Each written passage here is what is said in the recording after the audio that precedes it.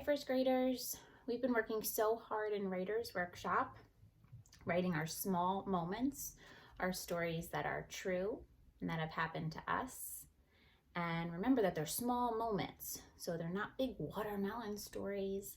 We zoom in on one small moment and try to stretch out all those details. So in order to do that, we've been thinking about what we wanted to write, something that has happened to us.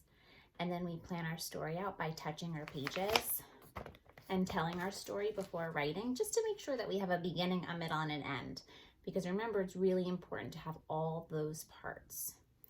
And then we go ahead and we write and draw our picture to match it. But we don't stop there, okay? So today I want to teach you that when you think you're done, you've just begun. So how do we do that? How we do that is we go back into our story and we revise by adding details. We think about who, what, when, where, why, how, and then we try to add those details back into our story. Maybe you'll look at your pictures and it will remind you of some things that you can add. Or maybe you can go back and add things to your pictures, which will help you add more details in your writing.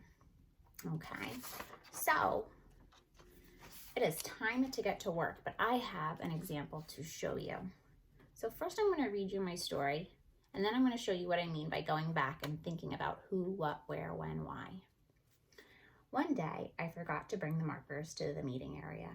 So during the mini lesson, I walked across the rug, got the basket full of markers, and started back to my chair. That was my beginning.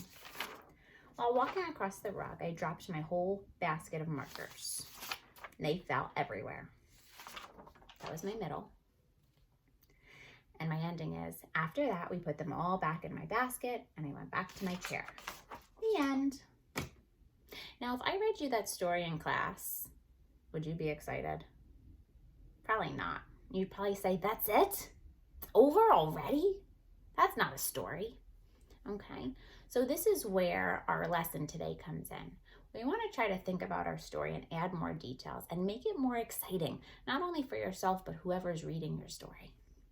So I stopped and I thought a little bit more. I thought about who was there, why did it happen, how did it happen? And I tried to think if I could add more describing details into my story, just to make it more exciting. So one day I forgot to bring the markers to the meeting area. So during the mini lesson, I walked across the rug, got the basket full of markers, and started back to my chair. There's really nothing I could add for that beginning, but I did add something in the middle. While walking across the rug, I dropped my whole basket of markers. They fell everywhere. So I stopped for a second and I said, they didn't just fall everywhere, because I remembered they fell on people. Who did they fall on? How did they fall? What did it look like? So I added more details. I said they fell on Brendan's head and they fell all over Liam. They splashed out all over the rug and they looked like a million pickup sticks. So not only did I add who they fell on, I told you how they came out of the basket and what they looked like on the rug. I made it more interesting. That was about 3 extra sentences that I added to my middle. My ending is, after that, we put them all back in my basket. All the kids helped to scoop them back up into the basket. It was a mountain of markers. And then I went back to my chair. So there I added 2 sentences. I described what the markers looked like. They looked like a mountain. And I could really picture that in my head. It was a great describing words. And I also said that all the kids helped me, and not just helped me by picking up them, but they scooped them up, which makes it seem like there were so many. Okay. So I thought about my idea, I planned, I wrote it, but then I went back and I revised it because I thought, well, it was a little too short and there wasn't that many describing words. And I know that, like I said, if I were to read you that story, you'd all be like, that's it.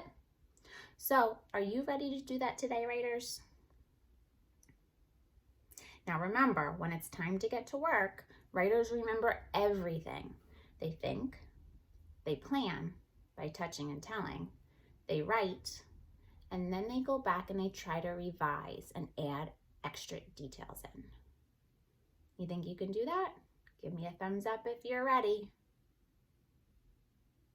Okay, off you go. Good luck.